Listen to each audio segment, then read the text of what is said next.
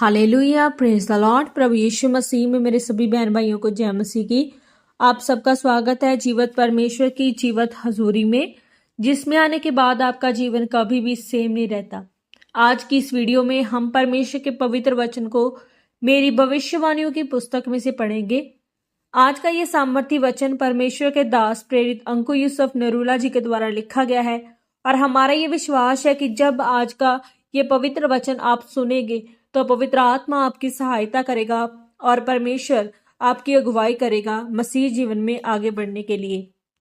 तो पूरे विश्वास के साथ इस पवित्र वचन को पूरा सुने। आज का सामर्थी वचन, जीवित विवेक। जब हम पवित्र बाइबल में उत्पत्ति 31 अध्याय उसके 6 और 7 वचन में पढ़ते हैं तो लिखा है, तुम भी जानती हो कि मैंने तुम्हारे पिता की सेवा शक्ति भर की है, फिर भी तुम्हारे पिता ने मुझसे छल करके मेरी मजदूरी को 10 बार बदल दिया, परंतु परमेश्वर ने उसको मेरी हानि करने नहीं दिया। मेरे प्रियो, पवित्र बाइबल में लिखा है कि याकूब अपने मामा लबान के घर में भेड़ बकरियां चराता था और परमेश्वर ने उसको आशीषित किया था। पवित्र बाइबल में लिखा है कि परमेश्वर याकूब के साथ था। याकूब के मामा ने उसकी आशीष को देखकर 10 बार उसकी मजदूरी को बदला, लेकिन फिर भी परमेश्वर ने उसको याकूब की हानि नहीं करने दी। याकूब ने कहा कि अगर परमेश्वर मेरे साथ ना होता तो आज मैं खाली हाथ होता। मेरे प्रियो, याकूब का विवेक जिंदा था। याकूब ने कहा कि इन भेड़ों के कारण मैं रातों को सोता नहीं हूं और कभी पाले में और कभी ओस में रहा हूं। याकूब ने कहा कि जब कोई भेड़िया भेड़ को मार देता था तो उसकी भरपाई मैं अपनी मजदूरी वाली भेड़ से करता था। याकूब ने अपने मामा से कहा कि मैंने कभी भी झूठ बोलकर तेरी भेड़ का मांस नहीं खाया। याकूब का विवेक जीवित था, इसीलिए वह अपने मामा की भेड़ों को ईमानदारी से चराता था। विवेक आपका अंदर वाला आत्मा है और जिस दिन आप सिगरेट पीते हैं, चोरी करते हैं, उस दिन वह मर जाता है। बाइबल कहती है कि याकूब का विवेक जीवित होने के कारण परमेश्वर उसकी आत्मा के साथ बातें करता था कि तू चिंता मत कर, अगर लबान लालची है तो मैं तुझे आशीष दूंगा, तेरी काली भेड़ें चितकबरे बच्चे देगी। और जब ऐसा हो जाता था तो लबान फिर से उसकी मजदूरी बदल देता था।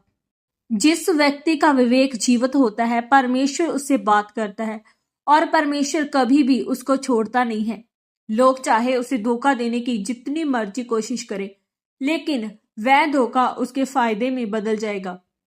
आज लोग खाली हाथ इसलिए नहीं है कि उनका व्यापार कमजोर है, बल्कि वह इसलिए खाली हाथ हैं क्योंकि उनका विवेक मरा हुआ है और इसीलिए परमेश्वर उनके साथ नहीं है। अगर याकूब का विवेक साफ ना होता और झूठ बोल बोल कर भेड़ बकरियों को खाता रहता, तो जब परमेश्वर से चमत्कार लेने का समय आता तो परमेश्वर भी उसको आशीषित ना करता। इसीलिए याकूब ने कहा कि मेरे बाप दादों का परमेश्वर अगर मेरे साथ ना होता तो आज मैं खाली हाथ होता। इसीलिए मेरे प्रियो, अगर आप आशीषित होना चाहते हैं, अपनी आशीषों को लेना चाहते हैं, तो अपने विवेक को शुद्ध रखें, तब परमेश्वर आपकी अगुवाई करेगा और आशीषित करेगा। आमीन। तो आइए अब हम इस पवित्र वचन के अनुसार अपने अंगीकार को परमेश्वर की हजूरी में करते हैं। सर्वशक्तिमान परमेश्वर, आज के इस वचन के लिए मैं आपका धन्यवाद करती हूँ। परमेश्वर, मैं अंगीकार करती हूँ कि मैं आपके वचनों पर चलते हुए अपने विवेक को सुरक्षित रखूंगी, ताकि आपका आत्मा मेरे जीवन में काम कर सके।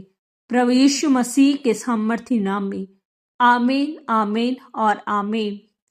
आज के इस पवित्र वचन के पढ़े और सुने जाने के द्वारा परमेश्वर आप सभी को बहुतायत से आशीषित करे। सबको जय मसीह की।